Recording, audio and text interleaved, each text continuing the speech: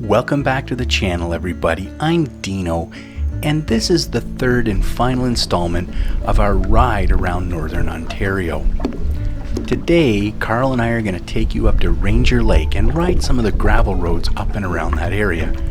Next, we're going to take you back to Niagara Falls. So why don't you sit back, grab yourself something cold to drink, and enjoy Dino's Tinker Shed.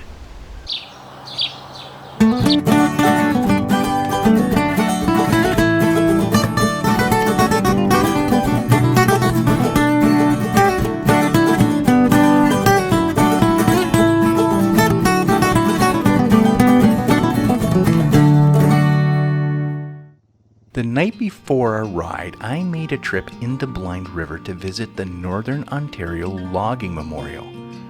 Now, Blind River has a rich heritage of logging in the north, and logging operations were efficient due to the protection of the river's estuary and the deep waters of the North Channel, making shipping easy. However, it was in 1929 that the Carpenter-Hickson Company built a state-of-the-art pine sawmill which produced 89 million board feet of lumber in its first year, and it really put Blind River on the map in terms of logging. It was run under the name the McFadden Lumber Company, and over 40 years it became the largest white pine sawmill east of the Rocky Mountains. However, in the summer of 1948, a wildfire broke out approximately 18 miles west of Ranger Lake, where we're going to ride to today. It was believed to have been started either by poachers who were camping at the headwaters of the Sharp Sands River or by a lightning strike. It's really the jury's out on that. However, the fire became known as the Great Mississauga Fire, and in the end it consumed over 23,000 acres of prime timber. This depletion of available timber led to very difficult economic conditions for logging, and in 1969 it led to the eventual closure of that mill. Now, this memorial pays tribute to all the loggers who lost their lives in all logging operation industries, and it's a beautiful piece of artwork. It's really worth stopping for.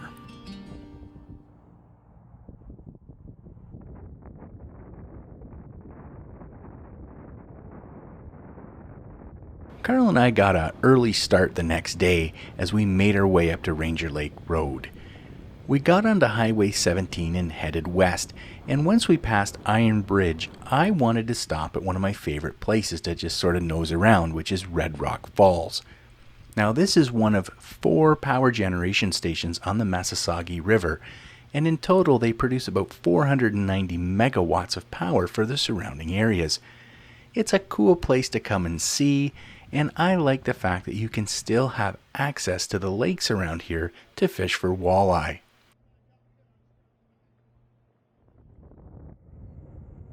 Not far past Red Rock Falls, Karl and I got back on to Highway 129. And again, this is often called Ontario's Tail of the Dragon because it has so many turns over about a 20-kilometer section that it just is so entertaining to ride.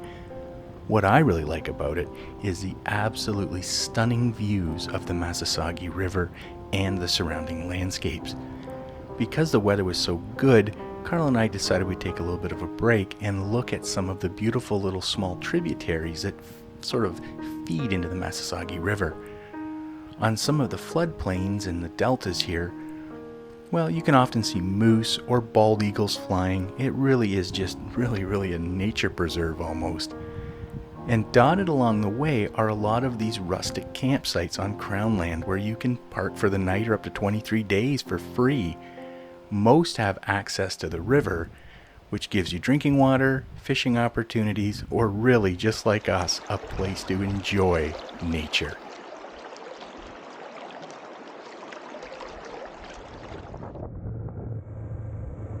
Just off the 129 is Highway 556, Ranger Lake Road, and this is what we had driven up here to ride. Now, from the Highway 129, Ranger Lake Road heads west about 85 kilometers and almost all the way over to Sault Ste. Marie. Our plan was to ride it about 29 kilometers over to Ranger Lake itself. Now from here, we were going to plan to ride some of the secondary trails that headed northwest. So we crossed another Bailey Bridge to get over the Mississauga River, and not too long after that, the road turned into gravel.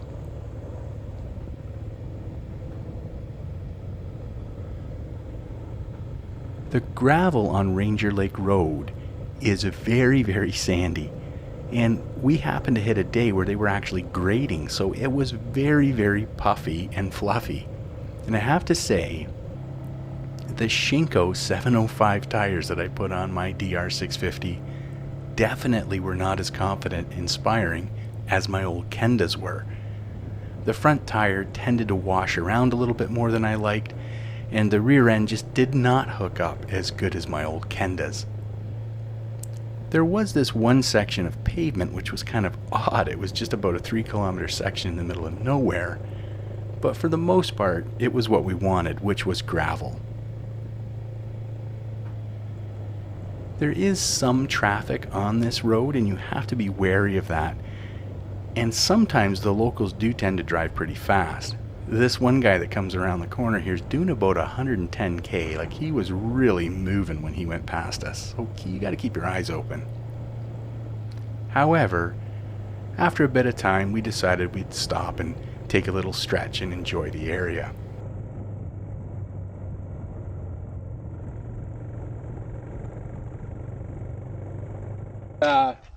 Camper? I was thinking your nephews, maybe they might be interested in a new. Right about here is where Karl and I stopped. And when we looked at the map, we realized that there was a really nice looking road that headed sort of northwest here. It crossed a couple bridges by the looks of it and followed the meandering tributary of the Mississauga quite a ways north. In the end, though, we decided to stick with our original plan and stay on Ranger Lake Road. Really? Just a bridge. It's just a bridge.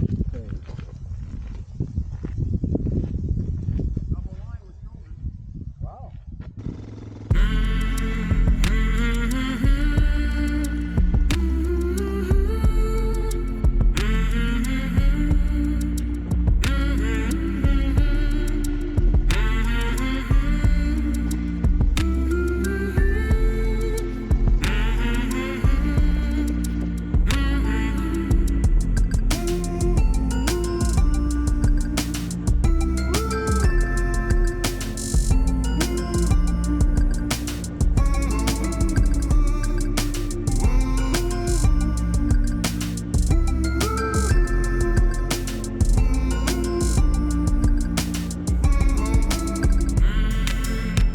After about another 15 kilometers, we finally arrived at Ranger Lake Road. We decided we'd get off the bikes again, give it a little stretch, and enjoy the view. Hope you like it too.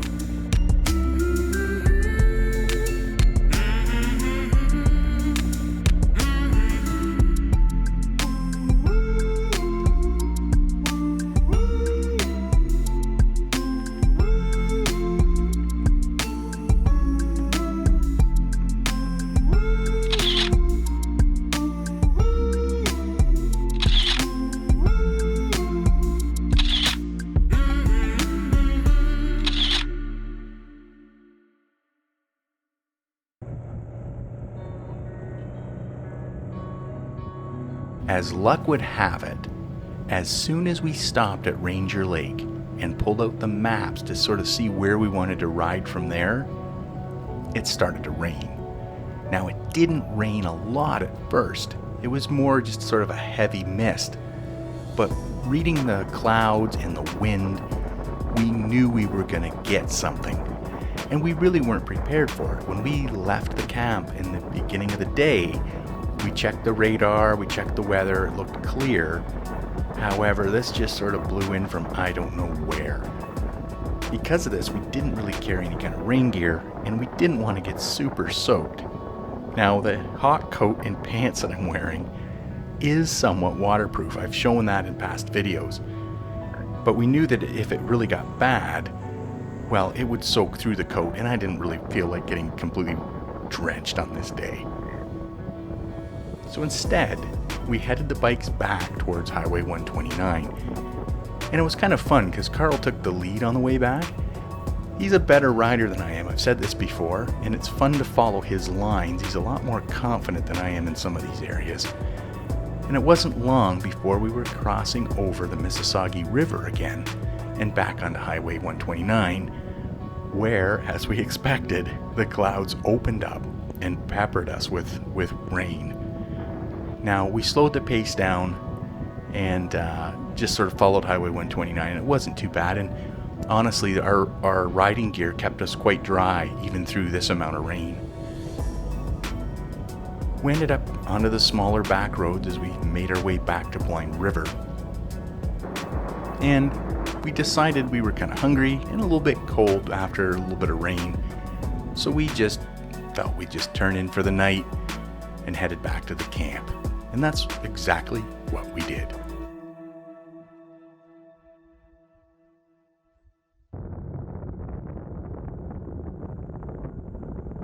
The following day was pretty much solid rain, so we stayed inside the camp, watched movies, and planned what we would do for the rest of the ride.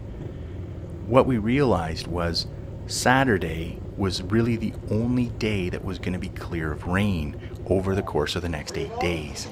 So we made the hard choice to just head home on Saturday. What this meant was we couldn't book a spot on the chi-cheemaun ferry to get across Lake Huron, so we had to take the long way around, which is about 660 plus kilometers. We started this route heading east on Highway 17, going over to Sudbury, Ontario. It's about a 2-hour ride. Even though it wasn't raining, it was so foggy that it might as well have been spitting on us because it was really, really wet and dewy. We did, however, feel that once we got to Sudbury and headed south, that the fog would actually burn off, and we were pleasantly surprised that that's exactly what happened when we managed to get there. From Sudbury, you do head south on Highway 400. It used to be the Highway 69, and it's a fairly nice road to ride on. As we get to Parry Sound, we decided we'd stop, get off the highway, and stretch. We've been on the road for about 4 hours now, and we might as well top up the fuel tank, even though these bikes probably could make it home the whole trip. And look, Eric, it's another Ford Bronco. It's pretty nice. Now, my Insta360 was giving me some problems, and as we got off the highway at Midland, Ontario to ride the back roads, the thing lost a bunch of footage. I'm not sure why. I had a new SD card in it, maybe it wasn't quite compatible, but it left me mostly with highway footage on the QEW. So this is what I call the most boring ride in Ontario. It's a straight line along Lake Ontario and takes you all the way from Hamilton to Niagara Falls. So once I was done with that ride, I couldn't wait to get off the bike. It was a really enjoyable 4 days riding, but it's always nice to get home. And here we are, back in Niagara Falls.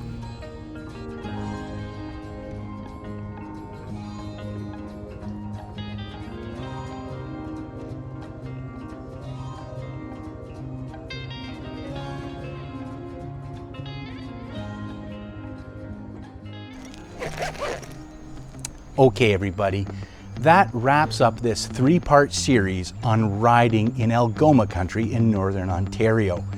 Karl and myself spent about 4 days up there because of the rain. It was not the best of weather, and we put on a little under 2,000 kilometers. I think it's 1,974 kilometers in total.